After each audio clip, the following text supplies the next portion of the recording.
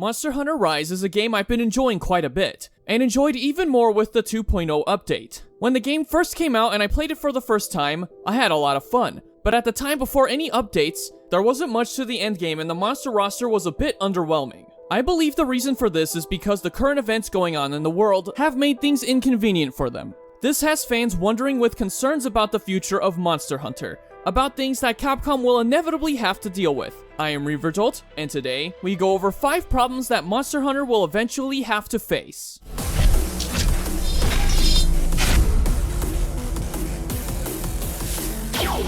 Now before we get started, I want to mention that everything I talk about is stuff that Capcom has dealt with before, with the exception of one thing. We'll also be looking at this topic from their perspective, as most fans don't understand what the company has to go through to give us what we want. Also, this video idea is inspired by the Aura Guardians video that he made a while back on problems Pokemon would eventually face. Now with that out of the way, let's get into the video. Number 5, the possibility of remakes. Now this isn't exactly a problem, but it is worth mentioning. But when I say remakes, I don't mean an expansion like many of the games have. I'm talking about actually taking an already made game and improving on it in the form of a new game entirely with updated graphics and mechanics. The biggest examples are the Final Fantasy VII Remake and many of the Pokemon remakes, including the upcoming Brilliant Diamond and Shining Pearl. Now, the reason I believe remakes are something Capcom should consider for the franchise is because they have made remakes for other franchises. The Resident Evil remakes are a big example.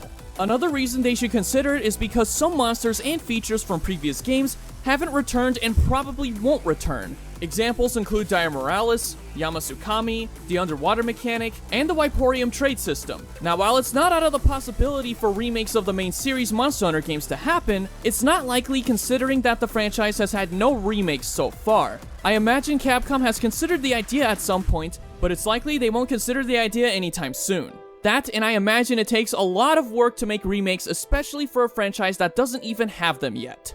Number 4, difficulty gimmicks. Many of you watching at this point know that when a Monster Hunter game is easy, there are things in the game that will make it more difficult. Examples include high and G rank, apex monsters, hyper monsters, deviants, tempered monsters, you get the idea. Now the reason this is a problem is because with every new Monster Hunter game in the works, the ideas for making a game hard become, well, harder to come up with.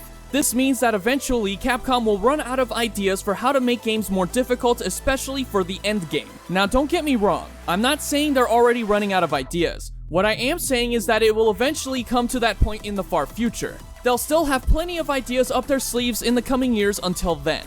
But that doesn't mean that it will come without difficulty. No pun intended. Number 3, major changes in their plans. One of the biggest things that has made it hard for Capcom and game companies in general is the current pandemic. Capcom has had to push back content they wanted to have upon launch for Monster Hunter Rise. This includes the 2.0 updates and possibly the 3.0 update still in the works. Back in mid-2020, the Elatrion update for Iceborne was delayed and some voice acting was compromised as a result of the pandemic. Now, the world situation isn't the only thing that had Capcom compromise on things. Another example is not adding Leviathans in Monster Hunter World due to their skeletons in regards to slopes and the overall performance of the game. Another example is Monster Hunter 3 Ultimate being rushed in its development phase before releasing worldwide. This resulted in the game having various glitches which didn't help. Whether or not the potential G-Rank expansion for Rise will have compromises is yet to be seen. And for those who might say, oh, they're just using the pandemic as an excuse to exclude content, it's not a bad excuse. In fact, the developers shouldn't be called out for changes in their plans that they didn't originally foresee. Monster Hunter Rise has been in development for 4 years, and when the pandemic happened, they certainly had to make changes. While I myself certainly wasn't impressed with the game's lack of content at launch, I understand more now, especially after seeing a podcast with Rurikon and Gaijin Hunter talking about the state of the game at launch. After hearing Gaijin in that video, I now see the state of the game in a new light. Number 2, leaks. This is a big one since Capcom is well aware of them. They make it very clear that they are not okay with leaks, especially with the new video policy they issued. The problem with leaks is that they reveal too many things that the game developers don't want shown before they're officially confirmed in the form of a trailer. Now, I'm not talking about rumors here.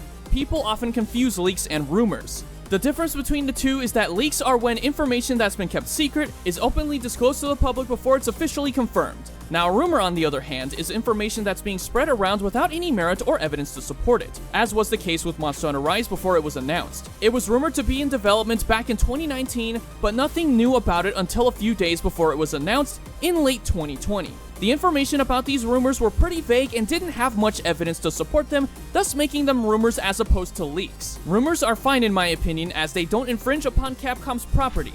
Leaks, on the other hand, do. The reason is because the company likes to use the element of surprise, and when information they themselves have kept secret goes public without their permission, that ruins the surprise for a lot of people. On top of this, Capcom was hit with a big hack last year, which leaked a ton of information for both Rise and Stories 2, as well as other Capcom games that were in development. You can imagine how upset the company was when that happened. Hopefully for the next Monster Hunter games, there won't be any leaks, although I have my doubts since people tend to data mine things like demos, which often results in leaks being spread on the internet.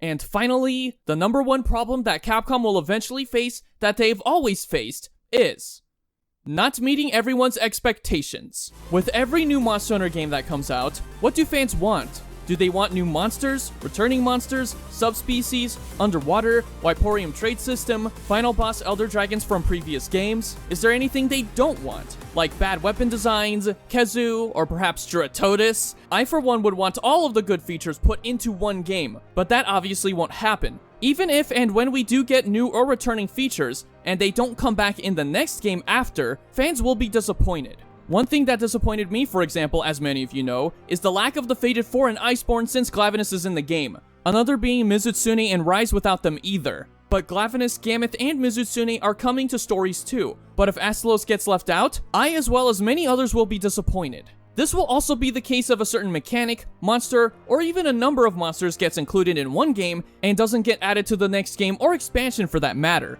For example, Freedom Unite and Portable Third had mining spots at farms and the next games did not. Basically, fans, including myself, expect big things for every Monster Hunter game that comes out, and each game that does get released will either make fans happy for adding a feature they wanted, or let some people down for not adding a specific feature, monster, or number of monsters they wanted. But given the perspective of game design, not saying I'm an expert of it, but I imagine it's very hard to implement unique monsters or features to a game like Monster Hunter. I also think that it's unrealistic to think that a Monster Hunter game can have every unique feature that's ever been in the series put into one big game, based on how hard it would be to implement it all. So for the major expansion coming to Rise possibly in the next year and a half, try to keep your expectations low so that you don't get too disappointed. Not saying you shouldn't get excited, but it's important to keep your expectations in check so that they won't go too high or too low.